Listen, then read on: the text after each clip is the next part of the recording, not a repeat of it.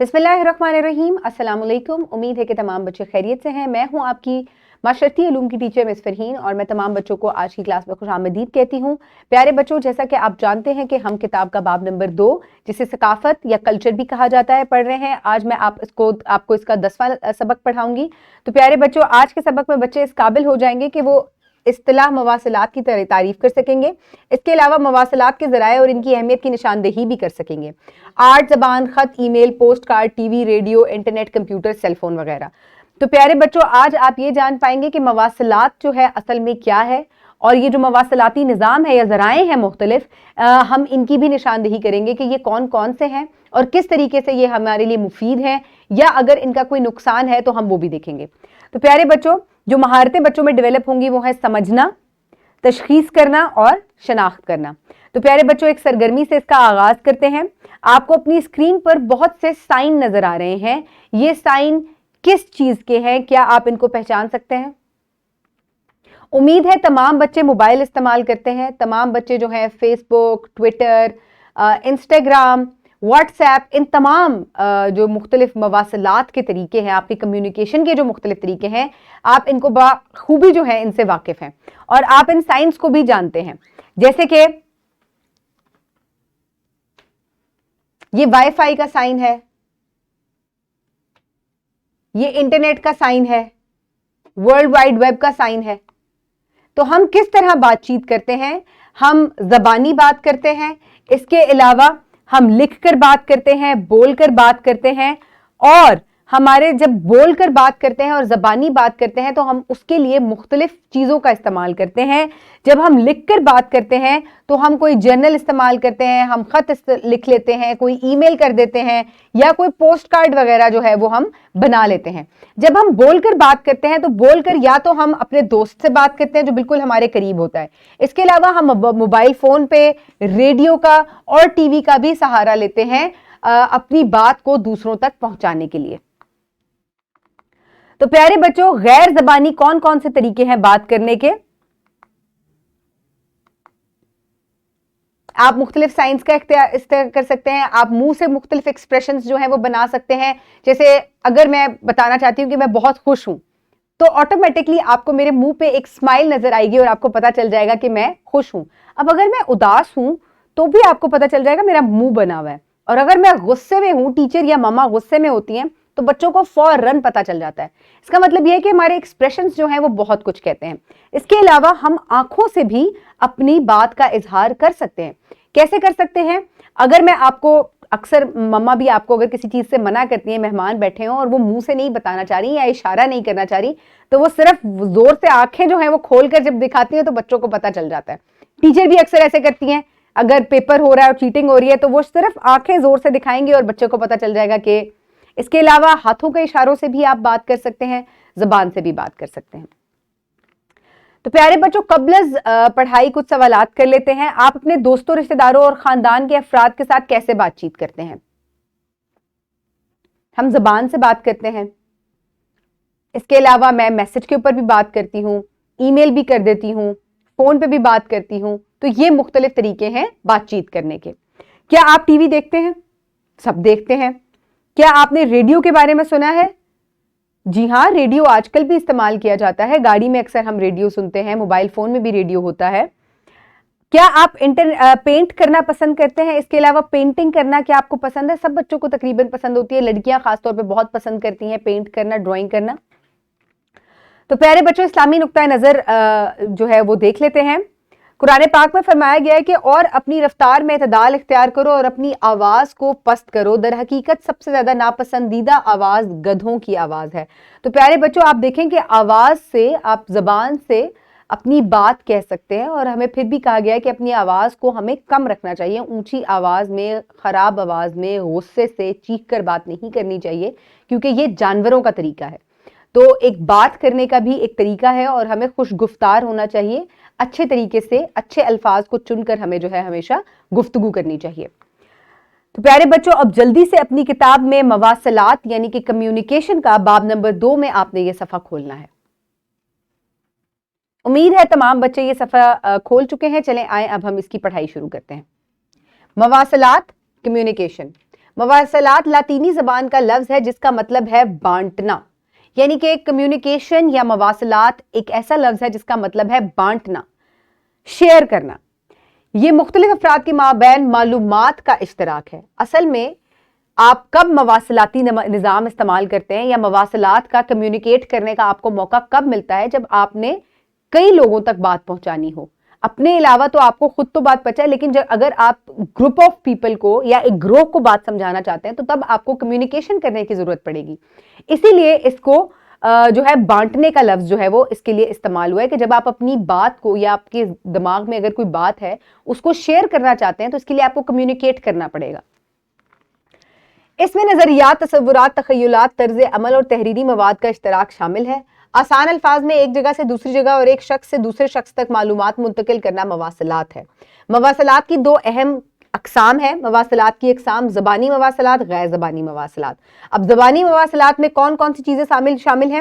تحریری مواصلات یعنی کہ زبان، خط، ای میل، پوسٹ کارڈ، انٹرنیٹ، کمپیوٹر وغیرہ۔ یعنی کہ زبانی مواصلات جب آپ کے پاس الفاظ ہیں اور آپ نے ان الفاظ کو کسی دوسرے تک پہنچانا ہے تو اس کے دو طریقے ہیں، یا تو آپ اس کو لکھ کر جو ہے وہ دوسروں تک پہنچائیں گے، اور زبانی مواصلات کون سے ہیں؟ یعنی کہ جب آپ کے پاس الفاظ ہیں اور وہ آپ نے دوسروں تک پہنچانے ہیں تو اس کا طریقہ ہے TV, radio, cell phone.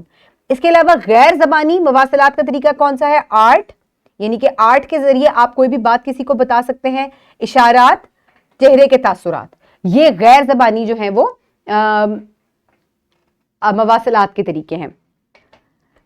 زبان، خطوط، email, post card, internet, computer, TV, radio, mobile phone, art وغیرہ یہ سب مواصلات کا ذریعہ ہیں۔ ہماری زندگی میں ان کی بہت اہمیت ہے۔ ان تمام ذرائع نے ہماری زندگی کو آسان بنا دیا ہے۔